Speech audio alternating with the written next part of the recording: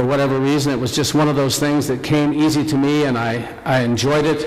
I had an appetite for it. And I just really, really enjoyed it. I enjoy the history of Denver. I enjoy the history of this church.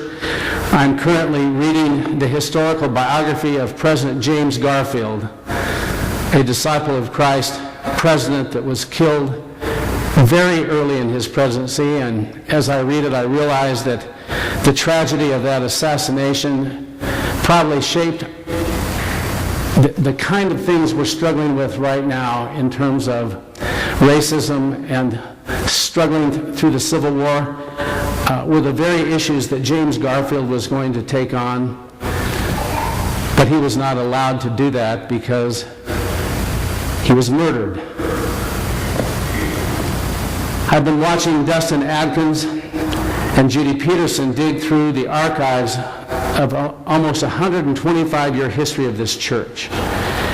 Judy will walk in and show me a marvelous quote from a messenger in 1938 or 43, and you realize nothing has changed. Church hasn't changed. I don't know if you folks knew this, but in the 1890s, they had to hire a deputy sheriff to supervise our youth group because it was so unruly. Did you know that? It's true. Now think about that. History can be fascinating, it can be wonderful, it can be informative, but it is the past. It's over, it's done, it is no more. It can help us understand where we are and who we are and how we got there. But I will assure you this, the good old days were filled with joy and pain, good and bad, addiction and recovery, sin and grace, brokenness and healing. It has always been, and it always will be. In a little over 4 months, this church will celebrate 125 years of ministry in this neighborhood on January 16th. It will be fun, it will be interesting, and I hope it will be helpful. But only in as much as it helps us understand who we are today and helps us live faithfully into the future. Well, let's go back now to the Israelites. And when God provided, the literal word of manna means, what is it?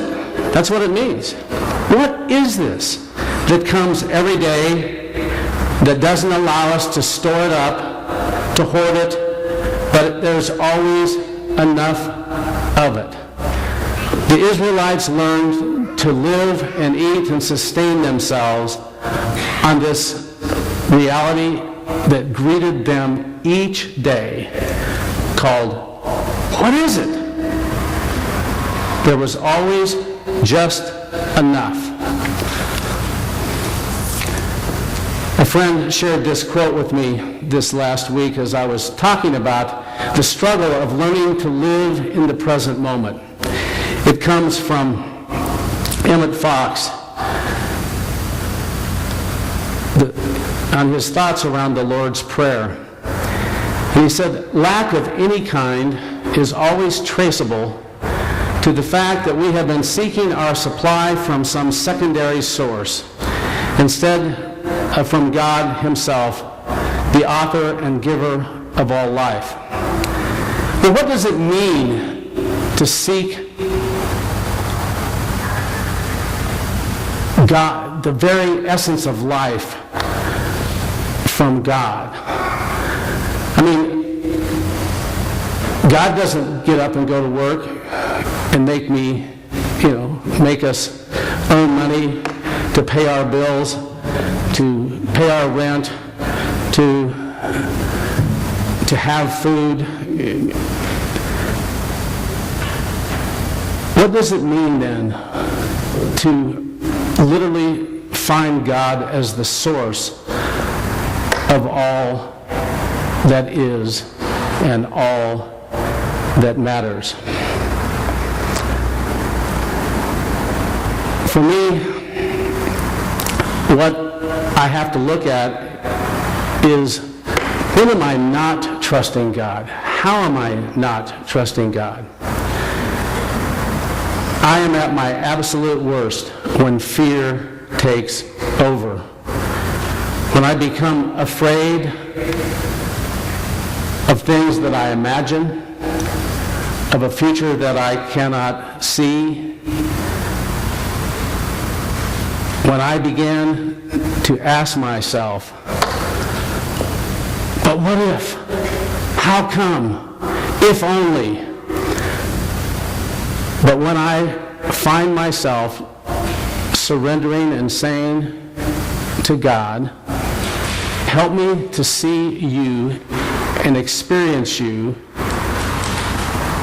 right now, in this moment, in this place, fear disappears. I read an interesting story this week from a pastor that I found really refreshing. He begins by saying this: people occasionally come off the street just to talk to me. Almost every day in parish ministry, you never know what the particular day will be like. A woman in her mid-30s came in and asked if I had just a few minutes to listen to her story. She said she didn't go to church. She said, I'm not affiliated with any denomination. I'm a school teacher. I was in the teacher's lounge the other day, and there were some people that mentioned this church, and someone told her a story.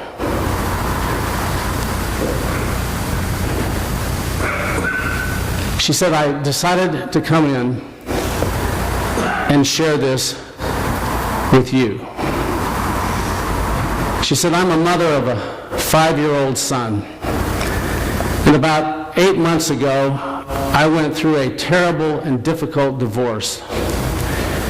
She began to relate how she began to be depressed and how this overwhelming sense of despair had set in.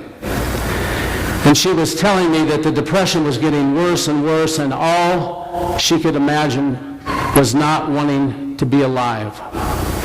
She said she found herself one day sitting in a dark room while her son was somewhere else, and she had completely lost track of what he was doing or what was going on, and she was contemplating a way out. And then her son walked in the room just in the midst of her making her plan for ending her life, and he said, "Hey, Mom, how about we have some popcorn?" She said, for some unknown reason, that broke through the darkness. And she got up and she went with him, and they began to make popcorn.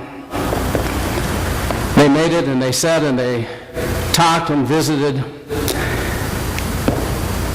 And it became a daily habit. She said it's now a few months later. She says, I'm not sure where I will go from here, but I wanted someone to know that in the depths of my life, when I was contemplating its end, these words saved me. Hey, Mom, how about some popcorn?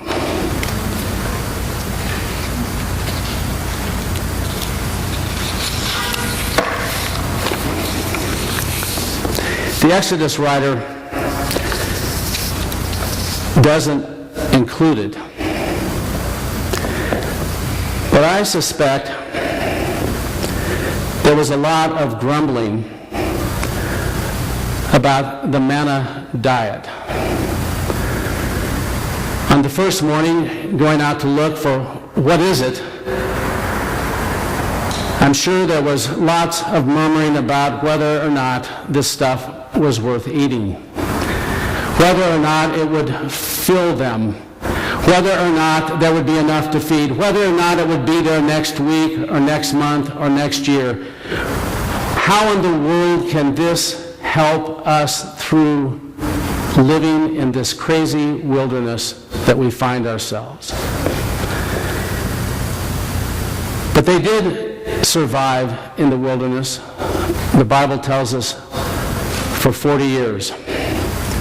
And they came to see that manna was there each day in abundance. Manna beyond their imagining, more than enough. I used to assume that the reason that the Israelites spent 40 years in the wilderness is that they never asked for directions. If you're down in that part of the world, you realize that you really couldn't be lost there for 40 years. I mean, it would be nearly impossible. But that they did spend 40 years there learning to let go of the past, to let go of what security they thought Egypt represented. They learned to live in the moment. The meaning of our lives will not be found in the past, nor will it appear in some imaginary future story. Not that we should not try to imagine or walk into a future. The meaning of our life is right here. It's right in this room. It's in our midst. It's here. It's in this moment. It's in this place. And we're reminded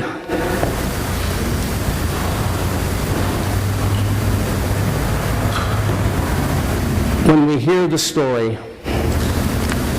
of, hey, Mom, let's have some popcorn. My prayer for each and every one of us as we are walking in this wilderness together is that we will find the joy, the beauty, the love, the reality of being with each other today. Amen.